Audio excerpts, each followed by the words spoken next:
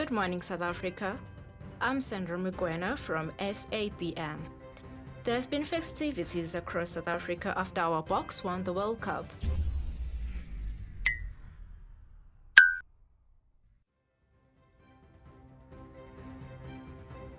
It seems like load shedding is our national sport. We are all in training for the next round. Moving into our breaking news.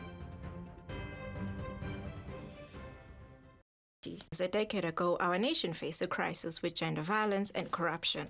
In various cases, women have been subjected to degrading treatment within the workplace, including sextortion. From dealing with brutal police exploitation and abuse, South African women have been united in demanding constitutional change and new leadership. Their resilience led to the election of our first female prime minister, who has since implemented bold solutions to tackling gender corruption in South Africa.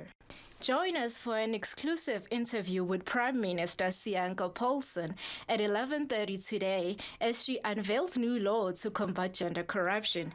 Stay tuned to SABM News for the historical moment in our nation's journey towards peace and unity.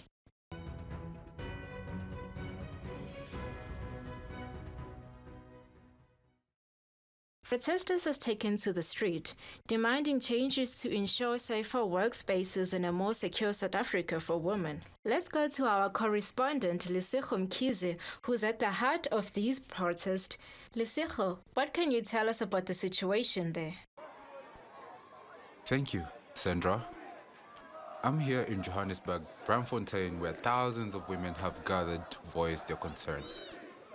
They're calling for new policies to be implemented within the Constitution, aimed at making workplaces and our nation safer for women.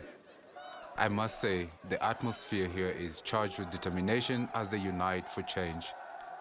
We are joined now by one of the protesters, Thandi, who can give us first-hand perspective on the demonstrations. Can you please share with our viewers what inspired you to join this protest? What inspired me to join this protest is the urgent need for change. Women in South Africa have faced corruption and discrimination for far too long, and we've had enough. We're demanding a safer South Africa for ourselves and future generations. It's time for our voice to be heard and meaningful action to be taken. Thank you, Thandi, for sharing your perspective on the protest.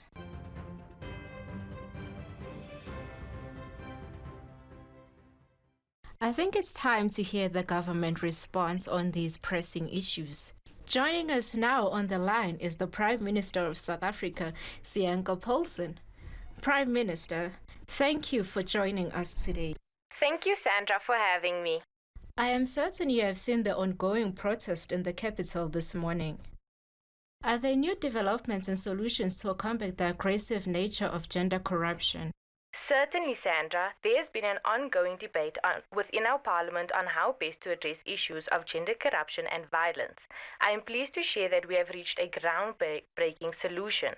We are moving toward a society where the next generation of South Africans will be of a single gender, which we are calling agendered. Can you elaborate on how this transformation of an agendered society would work? This transformation has been made possible with the remarkable work of our best engineers and scientists. Through the use of artificial embryos, we have achieved this breakthrough. South Africa is now at the forefront of global scientific advancements as we pave the way for the next evolution of humanity. Impressive and quite groundbreaking indeed. What are the first steps in implementing this policy, and how can South Africans learn more about it? We are currently establishing centers across South Africa where people can learn about this new era we are entering as a country. These centers will provide information, education, and support for our citizens as we transition into an agendered society. In the near future, we will also set up sterilisation centers for South Africans to ensure that no individuals, whether they be boys or girls, are born becoming victims or perpetrators of agendered corruption and violence.